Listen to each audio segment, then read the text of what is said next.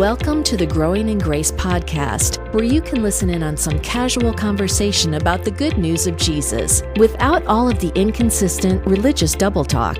If you've ever struggled with feelings of hopelessness, guilt, and despair, or wondered if you're really right with God, it's time to discover the true freedom that comes with the gospel of unlimited and overflowing grace.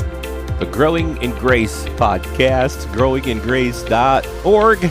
17 years of the Growing in Grace podcast. Now we have officially passed that amount. And last week we had our first where we have decided to break the 14-minute rule permanently here on the Growing in Grace podcast. Not that we're going to, like you said at the end of last week, not that we're going to be making it extra long or anything like that, and it might be shorter, it might be longer, but we decided that we don't need to stick to the exact 14-minute thing, and so we are celebrating here 17 years of the podcast, something that neither you and I, when we started talking about grace together back in the mid-90s, we didn't think, well, and we were both in radio. That's where we met, Cap, as we met in a Christian hit radio station where I had started as a volunteer back in 1994. You were the program director, and you were learning at that time, or shortly after I started there, you were beginning to learn some things about grace through a local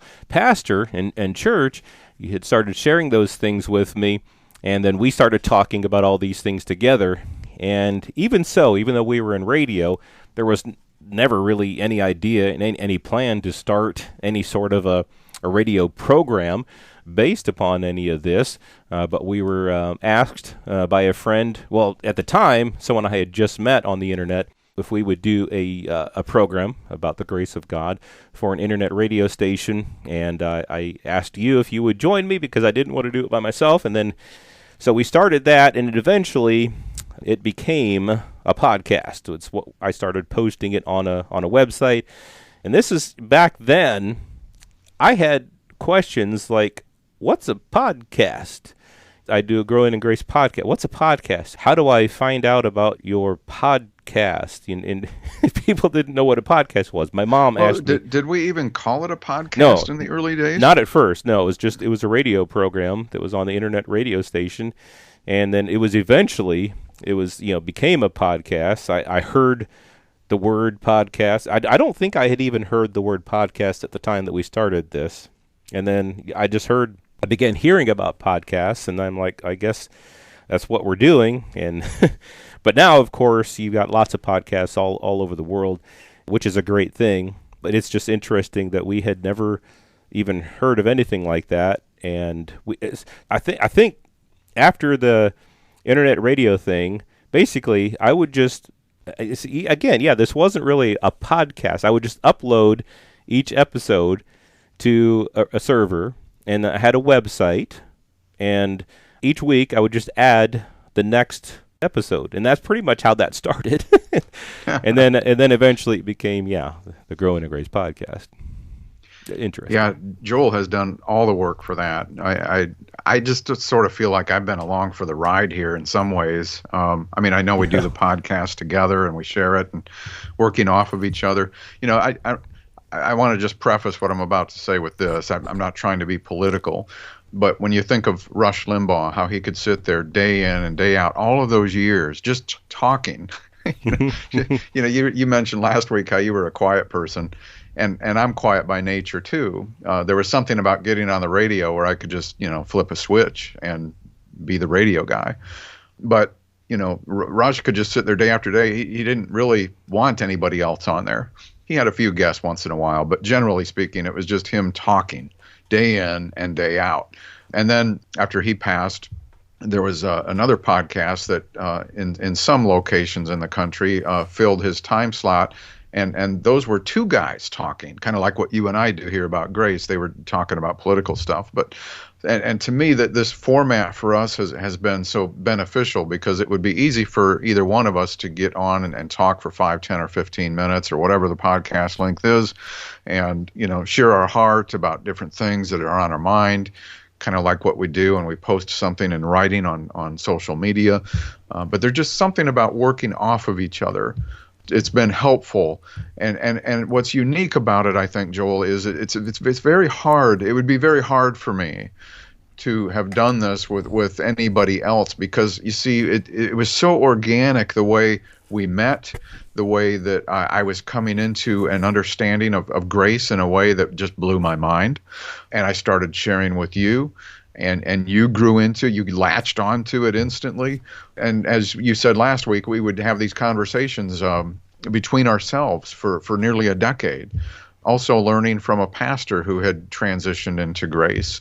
And when this podcast opportunity came along, we were already kind of established with each other. We knew each other. We knew why we thought the way we thought. I mean, we have a unique chemistry, I think, to be able, because it's not like we spend a lot of time together, even though we live in the same town. We have our lives, we do our jobs, we have our families, and then we do this podcast. But I think we know each other almost as well as anybody else in our lives from a spiritual perspective. Mm-hmm. And on those rare occasions where we might not always see everything just exactly the same, and you probably wouldn't even recognize it on the podcast because we just hardly ever get into any of that. But even if there are times where we see things from a slightly different perspective, and it's a very small percentage of the time, we have enough respect for each other to just accept that and move on, because nobody has this down to a perfect science. Science isn't perfect. We've learned that a lot over the last couple of years, haven't we? And so there's nobody who's going to have a perfect understanding of the truth. That's why we talk these things out and provide a perspective and allow, hopefully, the Spirit of God to lead people in a way, because, sometimes the Spirit of God, the way He teaches, He'll teach people where they're at. And help with their understanding on where they're at the time.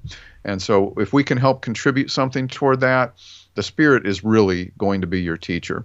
Right, yeah, and that's really what it is. It's, people might call us grace teachers. Sometimes people, like on social media, will call me pastor, and I'm like, it's not really how I think of myself, but nevertheless, no matter what teacher is out there, gifted as a teacher. Maybe it's their place in the body of Christ as a teacher, but it's the Holy Spirit that's really the ultimate teacher. So no matter if we say something or somebody else says something, definitely, don't take it as the solid truth, because the solid truth is given by the Holy Spirit. But I kind of I've been called worse than pastor. Yeah. Somebody called me Harry the other day. Harry Tick or something like that. Yeah, that's one we get. We've had that accusation quite often too. I was called an agent of Satan the other day, yesterday actually. Yep, an agent of Satan, a deceiver, that type of thing. And you just kind of just roll with it. It doesn't really matter, because what people say doesn't define who we are, doesn't define who I am or who you are. You just kind of let some of that just roll off your back.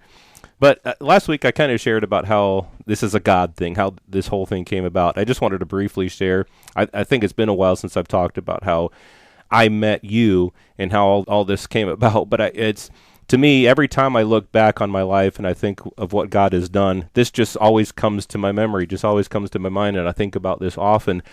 I had no plans to be in radio. I had no plans to do any talking. In fact, in 1993, I had made a list of things that I might want to do with my life. I was kind of fresh in my walk with the Lord. I mean, I've been a believer all my life, as far back as I can remember, but the Lord did a big thing with me back in 92. And then in 93, I made this list, and it was all introverted stuff, like behind the scenes at a radio station or TV station, like behind a camera where no one can see me. I mean, that's kind of what I thought. Or just quietly working in an office in a coffee shop, just behind the scenes. A park ranger, and in my mind, it was someone, I would be way out in the boonies, just all by myself. I mean, that was my thought. All these things that I thought I might want to do would be way introverted types of things. Definitely not in front of a microphone, not in front of a camera, anything like that. So then in 94, I had a friend who had gone down to, we live in Iowa, and so just southwest of us is, just south of us is Missouri, and you got Kansas City there on the west side of Missouri. And a friend had gone to school, Christian college, And so I would go down and visit him every once in a while. I was a young, single guy. But he wouldn't have gotten to go to this college. This is a big part of the story.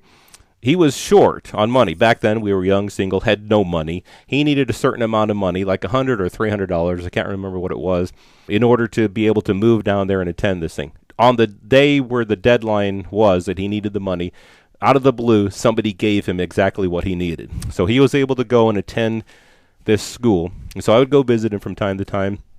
And he had some friends down there who I also became friends with. So when I would go down there every once in a while, I would hang out with them. And it just so happened that before my wife and I were married, we had broken up a couple times and gotten back together. Well, during one of the times that we were broken up, I thought, I'll go down and see these friends. So I wouldn't have done this if my wife and I hadn't broken up at this time. So I went down to see them. And we're on our way to go see a Kansas City Royals baseball game. And they are talking about how there's a lack of Christian radio geared toward kids in Kansas City. This is back in '94. And I said, you know what? I've heard of this radio station up in Waterloo. And I might just go up there and find out if I can get any information on how to start something like this. I mean, I had no intention of myself doing it, of starting a station. But I thought, I'll see if I can get some information. So if not for that conversation, if not for my wife and I have been broken up at that time, if not for my friend having received exactly what he needed to go there, that never would have happened. I never would have come back up to Waterloo. I went up to the radio station to find out what information can you guys give me about starting a radio station. Well, he never gave me any information. Not you, but the other Mike that was up there. But he said, we're looking for a couple of volunteer DJs. And inside, I just kind of laughed. You know, because of what I just said about... Kind of like Sarah? Yeah, exactly. I mean, I guess if you think about it that way, I laugh because I'm like, that's not me. No, behind the scenes, not in front of a microphone. But then as I left, in my heart, I just felt this tug that I could not explain. And so I went home, and I thought about this, and I thought, no. I said, no, I can't do this. It's not me. But then I just kept feeling this tug. And so... that's how I came back up, and I talked to you that time. I went up there with a friend who was also going to inquire about this, and he never ended up doing it. But anyway, so I went up there, talked to you. You were about to go on vacation, so you did a vacation thing. I came back up. We trained. I trained for 3 days, 2 hours each day, and then you threw me on the air, and then that's how that all came about. But it's just all that to say, it was such a God thing. I never would have planned any of those steps. I never would have planned any of it. Then like within a year, probably even sooner than that, you started sharing the grace of God with me, and that leads us up to the time that we started talking about grace and the podcast and everything. So anyway, I just thought I would share that because to me, that's just a big thing. But yeah, that kind of goes back to what I said I think it was last week that I said that you look back and you see God orchestrating things. Even sometimes on our podcast, we go back, we listen, and we think, man, I don't even remember saying that. You know? Right. And you think, hey, we sounded better than I thought when we were recording. I mean, this is really good stuff. And we just don't have that sometimes within us. Well, we do, but it's not just us coming up with stuff sometimes. And that's the way it is. That's the way it is when the Spirit of God is at work. And he works with people's personalities too, you know? That's what makes it all so unique. But yeah, so imagine any of those steps getting missed, any of those things not happening. We have no podcast, we have no book called Clash of the Covenants. We have none of that. And you and I both know from the people we've heard from, and we hear, having been in radio, we hear from a very small, I mean literally a sliver of a percentage of people will actually take the time to communicate that they're out there for whatever reason. And I get it. I usually wouldn't do that either, even though I'm listening and appreciating something or watching something. It is just not something I normally would do. And so, but that small percentage that we have heard from, it's been it's been amazing, even if it's just a few sentences, sometimes a full page where somebody's telling us their story of how they came to grace. It means so much to us when you let us know that. Or if the podcast has been a blessing to you, it encourages us and keeps us going. It sure does. And it's been interesting because we've posted it on a website, which is based on, growingingrace.org is based upon, right now anyway, Blogger. And so people can comment there. But we've hardly ever gotten any comments there. But about 10 years ago or so, I started posting it on YouTube, just the audio, along with a picture, the logo. And we get more comments there, I think, than anywhere else. And I don't always have time to respond to everything, but we appreciate everything, every email, every comment, on Facebook too, on Twitter. I sure appreciate everything. By the way, I'm at Grace Roots on Twitter, and I don't spend much time there, but just in case anyone wants to know. So anyway, this has been good. I mean, I've really enjoyed reminiscing. Hey, can we do this one more week? Sure, let's go ahead and do it. I mean, I want to reflect on more of the content of what we've been discussing over the last 17 years. I would love to do that, definitely. So let's do that one more week of our 17th anniversary of the Growing in Grace podcast. So stick with us next week. This has been Growing in Grace with Mike Kapler and Joel Brueseke, heard online through various internet sources around the world each week. Access past programs by visiting growingingrace.org. Share it with a friend and listen again next week for more Growing in Grace.